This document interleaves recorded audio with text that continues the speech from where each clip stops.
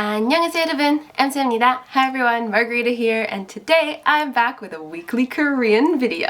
As you guys can probably notice, I am not in my flat anymore. I am currently staying at my in-laws' place for some time, and if you want to know why, head over to my study with me video that I've uploaded last week, I believe. It should be somewhere here, and you'll find out the big reveal, the big secret that I kind of very casually announced in that video while taking a break from studying.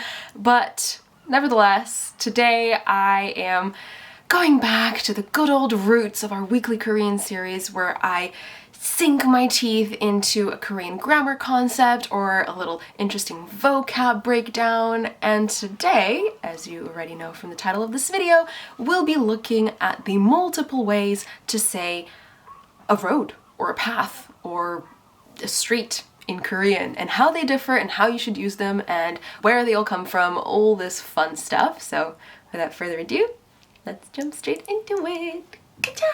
And the first word I want to break down with you guys is 길, because to me it just seems to have way more different meanings and different uses and different contexts than the other two. So for me, for the purpose of just kind of differentiating it from the other two, I give it a definition of the way. And whether that is the way as in like the direction, or the way as in like a physical way to do something, or a metaphorical way. First one is an actual just like a physical path. And interestingly, I found this word in Korean, 찻길, which means, come on you guys, I'm sure you can guess it from just the writing of it, really.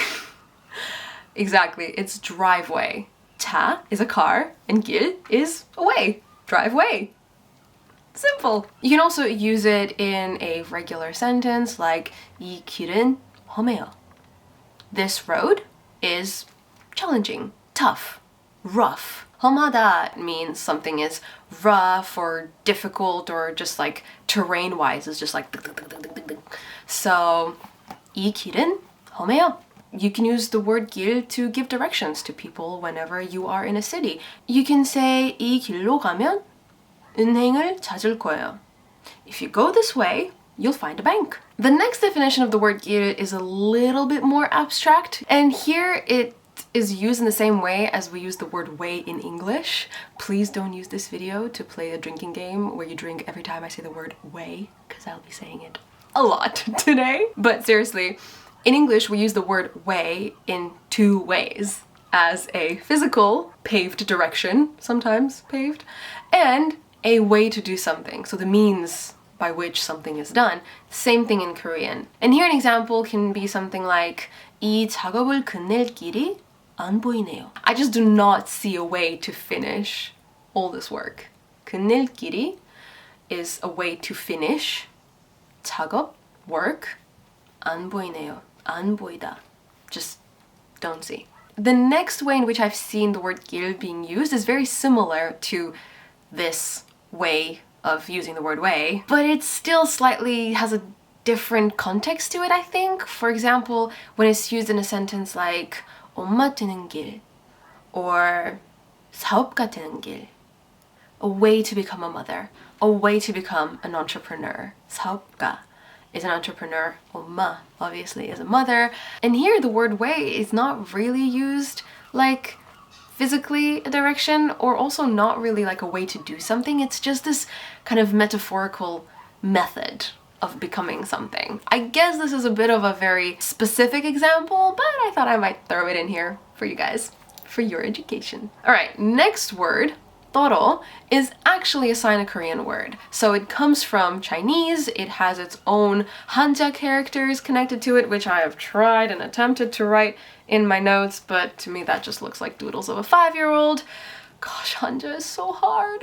But nevertheless, this word in my mind, and also, well, in the dictionary, means a road. And usually it is a paved one. So a lot of the words and sentences using the word Toro are going to have something to do with vehicles or pedestrians, such as 보행자 겸용도로, a pavement, a sidewalk, for you Americans. It's a road that 보행자, which are pedestrians, walk on. Or 자전거 전용도로, 자전거 전용도로 is a bike road, a bicycle lane on which 자전거, bicycles, ride along their merry way. Here's another example. 차는 도로로, 사람은 인도로 다녀야 해요.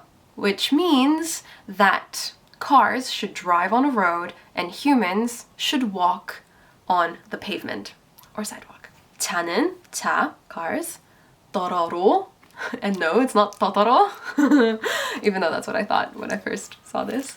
도로로. Here, the second 로 is this particle that indicates like direction or by the means of. I'm pretty sure I made a weekly Korean video about it. If I did, I'll link it here. If not, tell me to make one, and I will. 사람 is human or person. 인도로, Indo, in this case, no, it does not mean Indonesia. It means a pavement. It's another way to say pavement or sidewalk.